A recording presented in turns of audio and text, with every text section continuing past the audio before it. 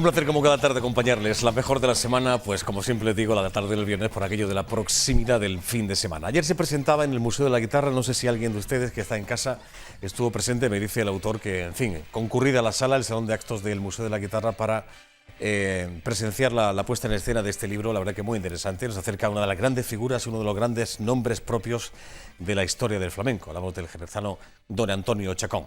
La verdad que es un libro disco-libro, hay 3 CDs que recogen, bueno, pues aquellas grabaciones de antaño, de pizarra y de gramófono, que este señor se dedica, en parte no se dedica a esto exclusivamente, pero ahora nos va a contar, tiene posiblemente no, y sin el posiblemente la mayor colección que hay en este país cuando se habla de este tipo de grabaciones. Aparecen otros nombres propios en la portada, colaboraciones, pero el autor de esta colección es este señor que se llama Carlos Martín Ballester. Bienvenido, buenas tardes. Hola, Algo de Joaquín, verte, Carlos. tardes. Gracias por atendernos unos minutillos. Esta tarde-noche estás de nuevo en la Peña del Taranto, Muchas gracias. haciendo una segunda presentación de este libro. Lo de ayer fue con motivo de ese ciclo del circuito de divulgación del flamenco, que se recordaba la figura de Chacón, y esta noche, con motivo de la 46 edición de la Semana del Taranto, en la Peña de Cana Flamenca de Almería, también se va a presentar este libro. No solamente la presentación del libro, sino bueno, un homenaje a Chacón a través del cante de Calixto Sánchez, al igual que anoche en el Museo de la Guitarra, y la guitarra de Eduardo Rebollar. ¿Por dónde empezamos? Antes de hablar de Chacón, porque muchas cosas se podían decir de él, tú sobre todo. Pero me gustaría que la gente supiese, en fin, algo sobre tu afición de coleccionista, ser investigador flamenco, aficionado al flamenco, evidentemente, especialmente estudioso de la discografía, especialmente la producida en el periodo del fonógrafo y el gramófono, ¿no? Sí. Tienes la mayor colección que existe en España, está en tu poder, Carlos. Y no por vacilar, es una realidad. Sí, hombre, eso queda poco elegante, ¿no? Pero es cierto, ¿no? Digamos que es un archivo muy amplio de todas las músicas que se grabaron aquí en España en ese periodo. Y mi especialidad, mi afición y demás, lo que es mi colección propia, es la de flamenco, ¿no? Que fue la que de alguna manera ha dado paso al inicio de esta colección. Con la edad de tu hijo, que está ahí sentado, aunque no lo vean, ¿ya te escuchaba el flamenco o un poco más adelante? Un poco, bueno, siempre es una música que me ha resultado muy familiar, pero a partir de los 18, 19 años ya me volqué prácticamente en exclusiva, ¿no? Tanto disfrutando del flamenco en directo como también del flamenco grabado, ¿no? Porque siempre tuve la curiosidad. ¿Eres madrileño de nacimiento? Soy madrileño de nacimiento, sí. Mi familia se reparte entre Madrid y Almería, precisamente. Bueno, es una tierra que conoces entonces. Sí, la conozco bien. Al margen de esta afición tuya de coleccionista, me gustaría también contar que hay una empresa en este país que se llama Records y Cylinders. Sí. Podemos traducirlo como grabaciones y cilindros, ¿no? Algo parecido. Sí. Un negocio centrado en la venta de discos de pizarra y cilindros de fonógrafo de todos los géneros musicales, no solamente del mundo flamenco. ¿No? Sí. Llevamos pues más de 15 años haciendo subastas trimestrales a nivel internacional para coleccionistas, museos, musicólogos, etcétera. Digamos que para cualquier interesado en estos tipos de música grabados en esas décadas, ¿no? Y bueno, me voy nutriendo de multitud de colecciones que cada año voy comprando, ¿no? ¿No solamente en España, también fuera de nuestras fronteras? No, sobre todo en España, porque yo estoy especializado en la producción española. Entonces se comercializan a través de mis catálogos todo tipo de discos de ópera, zarzuela, músicas sudamericanas, españolas, de distintas categorías. Es una auténtica joya lo que tienes, ¿eh? Sí, esa colección, desde luego. También un blog, y ahora hablamos de Chacón, te lo digo por si tienen curiosidad de acercarse. Un blog que se llama El Arqueólogo Musical, ¿no? Sí, ahí, bueno, procuro reunir, cuando la agenda me lo permite, algún trabajo preliminar, por así decirlo, sin grandes ambiciones, porque digamos ya otros trabajos me demandan más atención, como es esta colección, o bueno, mi presidencia en el Círculo Flamenco de Madrid, que también me demanda mucho tiempo. Pero digamos que sí, el blog pues me permite un poco ir soltando pequeños apuntes, ¿no? De por dónde pueden ir las líneas de trabajo futuras. Eres presidente del Círculo Flamenco de Madrid, también fundador, ¿no? Sí, ese fue un proyecto que lo iniciamos varios amigos en el 2013, y la verdad es que está teniendo mucha salud y mucha fuerza, y en Madrid, digamos que es una plaza flamenca... Bueno, difícil, ya lo creo. Difícil y particular, pues se ha entendido, ¿no? ese espíritu asociativo, ¿no? Hemos hecho algunos directos importantes que hemos grabado, nos han nominado para los premios Grammy con el disco de Antonio Reyes y Diego del Morao. Estamos muy contentos. Qué bueno. Don Antonio Chacón, colección Carlos Martín Ballester, el título de esta colección, como digo, un libro disco que ayer se presentaba y esta tarde-noche, ahí de nuevo, ahí lo tienen, esa portada con la figura, antes lo estábamos comentando, Sí. ¿no? La figura de Chacón, que en fin, más que un cantor flamenco, parece un gángster del Chicago años 20, ¿no? Sí, Más o tenía menos. una actitud totalmente majestuosa. Resumidamente, tu opinión particular, Sí. Carlos, la aportación de este señor al mundo flamenco.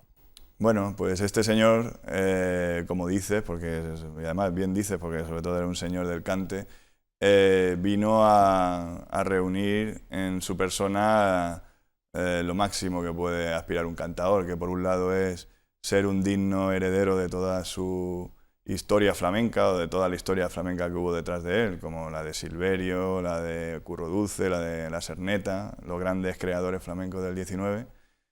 Y eso, además de hacerlo compatible pues, con un espíritu creativo y una capacidad de dejar digamos, una marca en el flamenco, ¿no? Que se hablara de un antes y un después de él, ¿no? Y él lo consiguió a través de la creación de numerosos estilos, pues malagueñas, tarantas, granadinas, mineras, murcianas, es decir, granadinas, media granadinas, caracoles, mirabrás, es decir, que es que muy pocos cantadores pueden decir que antes de él el flamenco fue algo distinto a lo que él generó después, ¿no? Y por tanto, desde que tenemos constancia del sonido grabado, yo considero que Chacón es la referencia. Claro. Y por eso había que comenzar por él. Estilos que perduran hoy en el tiempo, que se siguen cantando con la forma que lo hacía Antonio Chacón. Sí, sí, prácticamente sin variaciones. O sea, en todo caso, las variaciones a veces han sido para peor, ¿no? Porque se han alargado excesivamente los tercios, los ayeos de inicio, pues casi, o los temples de preparación casi se han hecho soporíferos, ¿no? Y sin embargo él, que hay uno de los coautores, colaboradores del libro, Ramón Soler, lo explica, ¿no? Que Chacón, otra de las lecciones que daba era que el cante podía ser contenido y emocionante también, no tenía por qué ser un despliegue de facultades interminables, ¿no? Claro. Este libro recoge 57 cantes, 53 procedentes de discos y 4 cilindros de cera, como está comentando Carlos. Los 3 CDs van acompañados de un libro de 288 páginas, aquí presente. Abundante material fotográfico, también incluye, es parte del inédito en el que se analiza su figura desde 4 perspectivas. Y es aquí cuando aparecen los colaboradores, los nombres propios que te acompañan en esta aventura creativa, ¿no? Pues sí, porque yo soy un ferviente defensor del trabajo en equipo, ¿no? Sobre todo cuando un equipo está formado por los mejores en cada disciplina, y no tanto por mí como por mis amigos y especialistas que comparten autoría conmigo, ¿no? En este caso está Ramón Soler, que he mencionado anteriormente, que hace un análisis pormenorizado de los cantes, Guillermo Castro, que hace lo propio con los toques de guitarra de Habichuela, Ramón Montoya, Miguel Borrul, padre, y Perico el de Lunar. Y por último, José Manuel Gamboa, que hace, digamos, un análisis de la herencia chaconiana, por así decirlo, en cantadores coetáneos a él y posteriores, ¿no? Y luego hay una primera parte que me dedico yo a hacer un recorrido histórico y técnico por todas sus sesiones de grabación, aportando detalles novedosos, inéditos y demás. Sí. Esa influencia de Chacón en otros cantadores, hay nombres propios que aparecen en la información, está La Niña de los Peines, sí. Pastora Pavón, está Juanito Mojama, Pepe Marchena, incluso llega hasta un cantador contemporáneo, ya fallecido desgraciadamente, como es la figura de Enrique Morente, ¿no? Sí, que sin también duda, bebió de esa fuente, de Chacón, ¿no? Sin duda. Bueno, Enrique hizo un vinilo, un LP doble, como se decía antiguamente, de homenaje a Antonio Chacón, que fue un antes y un después, ¿no? Premio Nacional y etcétera. A mí me parecía muy adecuado que José Manuel Gamboa hiciera ese trabajo final, ¿no? En el que pusiera en valor la obra de Chacón en torno a los artistas de hoy, ¿no? Para que se supiera que es una obra viva y una obra sobre todo muy amplia. O sea, que el aficionado y el profesional no se ciñera solo a los estilos más conocidos, ¿no? Como son las malagueñas y demás, sino que la obra de Chacón está de alguna manera no explotada, ¿no? Entonces se puede trabajar, ¿no? con más profusión, ¿no? Y por tanto que siga más viva, ¿no? Claro. Hay un apartado, me gustaría detenerme aquí también, el acompañamiento a la guitarra. Sí. Yo siempre he sido un gran defensor en su día el cantador tenía, ¿cómo decirlo? o era más valorado, o tenía mayor protagonismo que el guitarra. Y fíjate si hablamos de Ramón Montoya, etcétera, etcétera, ¿no? Pero no sé si hoy en día se ha equilibrado un poco la historia. Tú bien sabes lo que estoy diciendo, ¿no? Sí, totalmente. O sea, salía el cantador, Chacón, salía Mairena, en fin, tal y cual, y era Mairena y era Chacón. Y el guitarrista, bueno... De alguna manera eso sigue existiendo. Sí, sigue existiendo, sí, incluso, ¿no? Hasta en la cosa más prosaica como es en los cachés, también sí, se sigue, a no ser que el guitarrista dé ese salto y ya se convierta en concertista, ¿no? Y en ese caso sí, ¿no? Ya... yo estoy contigo, Joaquín. A mí me parece la labor de los guitarristas fundamental, y en el libro he querido, digamos yo que llevaba un poco la línea editorial, pues darle a la guitarra la importancia que tiene, ¿no? Y analizar los toques de cada uno de esos 57 registros, pues para valorarlos, ¿no? en la justa medida, ¿no? Porque además muchos de esos cantes que se estaban gestando sin el aporte guitarrístico, por ejemplo, de Montoya, no hubieran alcanzado ese nivel de calidad. Hay que darle el lugar que se merece a la guitarra y al intérprete del instrumento, que es el guitarrista. Por acercar la voz, no hay grabaciones visuales, evidentemente, de Chacón cantando, ¿no? Pero sí que hay, evidentemente, sonido. Por acercar un poco a la gente que está en casa, recordar cómo cantaba este señor, incluso con la guitarra de Ramón Montoya, del cual estamos hablando, una grabación del año 1928 que tú me corregías. Si preguntan por quién doblan, que quizá es un cante conocido, la letra, ¿no? La más conocida del convento, las campanas. De Chacón, ¿no? Pues, si sois tan amables, compañeros, vamos a retroceder un poco en el tiempo. Así cantaba Chacón, qué maravilla, ¿no? Aquellos cantes antiguos, ¿cómo se nota, no? Que viene esto de otra época, la forma de cantar, las pausas, la forma de decir las cosas, ¿no? Quería comentar que las cosas del directo, que ha salido ahí ese mensaje que ponía del año 13, esas grabaciones del 28. Del 28, como hemos dicho. Errónea. No procede de los audios que aporto en el libro, porque digamos que llevan otro tipo de edición y todo eso. Digamos que la música suena más natural, digamos, en este tipo de producción. Esa grabación que hemos escuchado no está en este libro, ninguno de los 3 CDs. Es algo que un servidor ha buscado, en fin, por poner un poco, por recordar la voz de Chacón. Aquí estamos hablando de audio. Aquí estamos hablando. Por cierto, aquí están los 3 CDs de este libro, el disco, como ven. La verdad que es algo... Eso es un regalo realmente genial, ¿eh? Para un aficionado al flamenco, regalarle esta publicación, este libro de Chacón, es realmente chulísimo. Oye, Carlos, tu opinión sobre la polémica que llega hasta nuestros días entre el cante payo y el cante gitano. Cuéntame algo sobre esto. Te ríes, ¿no? Sí, me río porque sigue siendo pertinente, ¿no? Hablar de estas cosas, como tú bien apuntas. Bueno, pues la polémica es una polémica estéril, ¿no? Porque se ha querido llevar la cuestión gitana a terrenos que no corresponden, ¿no? De alguna manera, desde mediados del siglo pasado, con ciertas teorías, se quiso hacer entender al aficionado que determinados cantes, seguirillas, soleá, martinetes, tonás, deblas, etc., con verdadera profundidad solo la podían cantar cantadores gitanos, que eran los que habían desarrollado esos cantes en la intimidad, ¿no? Bueno, esto es un disparate. Es decir, ese tipo de cantes, aunque son de nacimiento y de procedencia gitana, no es imprescindible pertenecer a esa comunidad para poder hacerlos con sentimiento, ¿no? Y la historia está plagada de ejemplos, ¿no? Está claro. Hay que decir que, por supuesto, que hay que hablar del cante gitano. Eso yo no estoy diciendo lo contrario. Y sin ir más lejos, de este señor del que estamos hablando hoy, hacía bandera de ese tipo de cante, precisamente. Hay una entrevista con Bagaría, el famoso periodista, que le estaba hablando de la crisis del cante hondo, y Chacón le corrigió automáticamente y le dijo: no, perdone, Bagaría, no hable usted de cante hondo, hable de cante gitano. Es decir, que también ese es otro de los daños colaterales, por así decirlo, que a Chacón se le ha querido adjudicar la categoría de cantador levantino, malagueñero y alejado del núcleo de lo hondo, ¿no? Que también es otro de los desprecios que recibió, ¿no? Sobre todo después de morir, porque claro, en vida todo el mundo lo valoraba como el gran maestro que fue, cantadores gitanos y no gitanos. Así es. Qué cuna flamenca en la provincia de Cádiz, Carlos. Sí. Inagotable, se podría decir. Allí es alucinante. Gran parte del secreto está allí. Ahí nace la historia. Gran parte, no vamos a decir más. Si eso va a Sevilla lo dices para que te cuento, ¿no? ¿Eh? Bueno, por eso digo gran parte. Gran parte. Ya. Ahí lo dejamos. Oye, ¿conservas aquel primer disco de pizarra que compraste de Manuel Vallejo con Miguel Borrún? ¿Sí? Sí, eso lo habrás leído en alguna entrevista, hace muchos años. Efectivamente. ¿Sí? Pues sí, eso fue, lo compré, mira, al poco de volver de Almería a Madrid, cuando yo estuve aquí estudiando un par de años y me volví para Madrid en el año 93, por ahí, 94, hace ya unos cuantos años. Pues empecé, ya llevaba yo comprado mucho vinilo y iba mucho por las peñas por la noche y tal, a escuchar flamenco en directo, pero empecé comprando discos de pizarra con un disco de Manuel Vallejo, sí, así es. Y todavía lo debo de conservar, aunque estaba destrozado, un estado de conservación lamentable. Oye, de los cantores actuales, tanto ellos como ellas, Sí. dime quién te eriza la piel, quién te llega más profundamente. Bueno, buena pregunta.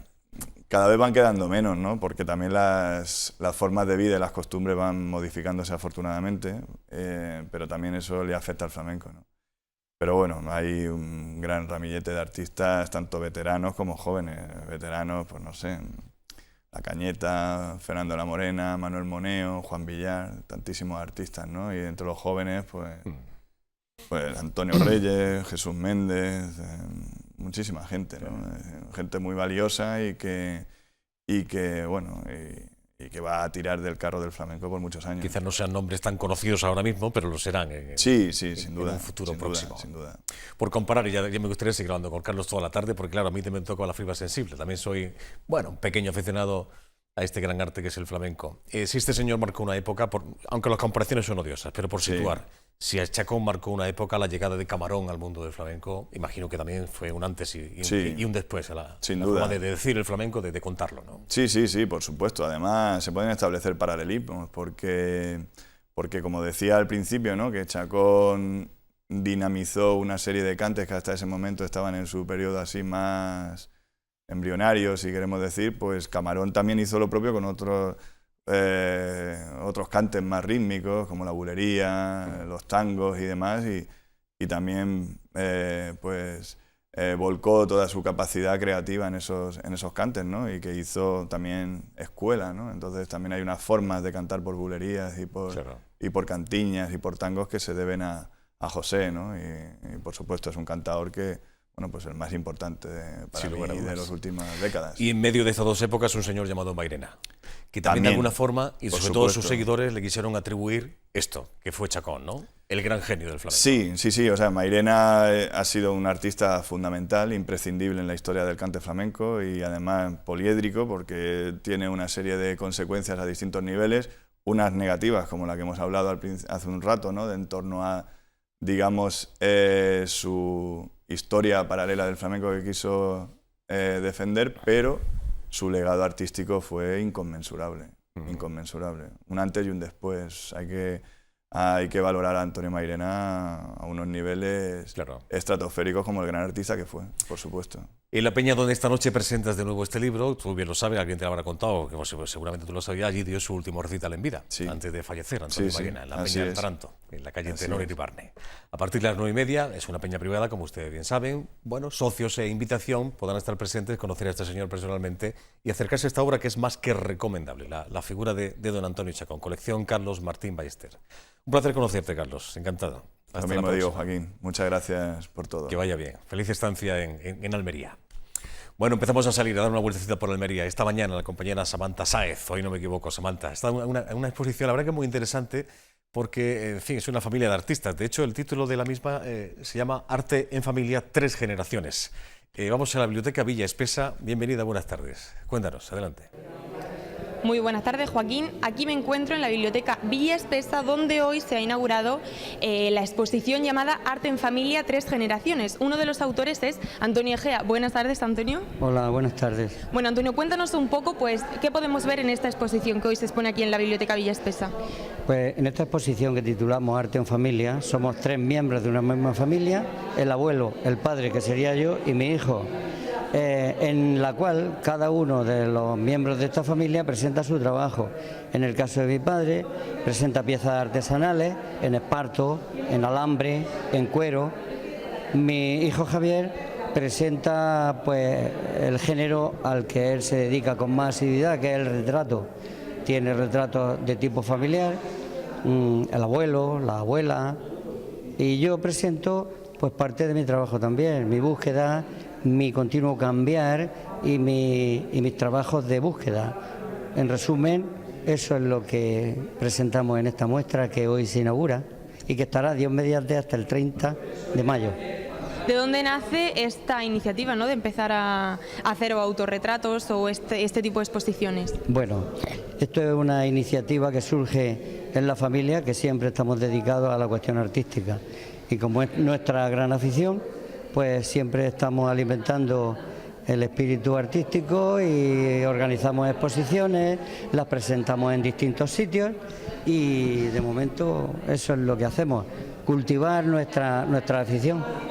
¿Alguna vez anteriormente habéis expuesto aquí en la Biblioteca Villa Espesa o es la primera vez? Sí, no, yo he expuesto ya en esta biblioteca, hice hace un año y pico una exposición individual mía que titulaba Trístico, y también hace un par de años, o quizá un poquito más, presentamos también un trabajo que hicimos sobre el poeta de Chirivert, Julio Alfredo Egea, en el cual el grupo artístico que tenemos en la comarca de Los Vélez, llamado Gabar, Grupo Gabar, le hicimos un homenaje gráfico y también lo presentamos aquí.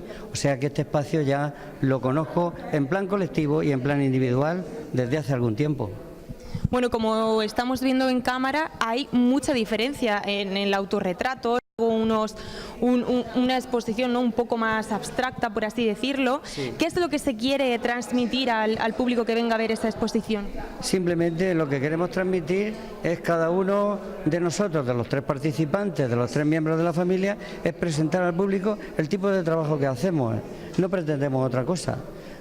Cada uno coge lo que se encuentra a gusto haciendo, mi Javier haciendo sus retratos, mi padre su artesanía y yo pues mis temas de búsqueda y de investigación constante, que es lo que suelo practicar y lo que suelo hacer. ¿Esto de hacerlo en familia obtienen más beneficios o todo lo contrario? Pero no se refiere usted a beneficios económicos. No. Beneficios personales. Los beneficios económicos brillan por su ausencia. El arte está de capa caída, es muy difícil vender arte. Lo hacemos por pura satisfacción, y lo de hacerlo en familia es porque hoy que tanto se disgusta la gente, que tantas familias se rompen o que tantas parejas se pelean, nosotros lo que queremos es hacer una continuidad de vida familiar en la cual demostrar que aunque seamos variados, el hijo, el abuelo, el padre, hacen trabajos completamente diferentes, pues que en el fondo nos llevamos bien, que para eso somos de la misma familia. Eso es lo que pasa. Se muestra también esta diferencia, ¿no?, de generaciones, también el pensamiento que podéis tener cada uno de vosotros. Sí, se nota, pero una reflexión. Yo, por ejemplo, que tengo ya 66 años, que soy la criatura que está entre el abuelo, mi padre, Evaristo, el artesano, y mi hijo Javier, que es el más jovencito de todos, parece ser que yo soy el más moderno de los tres miembros de la familia, porque lo digo por la temática de cuadros que presento, estos de manchas, de color y tal. Eso a lo mejor es una forma de hacer que le correspondería más hacer a mi Javier. Sin embargo, mi Javier, mi hijo, se ha decantado por una pintura figurativa, por un realismo en el que el plato fuerte es el retrato, en el que yo creo que está bastante bien representado y se le da, pienso, que bastante bien, porque el retrato que hace mi Javi consigue muy bien la psicología del personaje retratado. Bueno, Antonio, muchísimas gracias, me despido ya de ti, espero que venga mucha gente a disfrutar de esta exposición, que nosotros seguramente que vendremos pues a verla con más tranquilidad y a disfrutar de las pinturas de estas tres generaciones. Muchas gracias, Antonio. Gracias por vuestra atención, gracias. Gracias. Bueno, Joaquín, me despido, ya sabéis, en la Biblioteca Villa Espesa, durante todo este mes de mayo podéis disfrutar de esta exposición de tres generaciones. Así es, Evaristo Egea, el abuelo, Antonio Egea, que nos atendía el padre, y Javier Egea, el hijo. Esas tres generaciones. Arte en familia, una familia de artistas.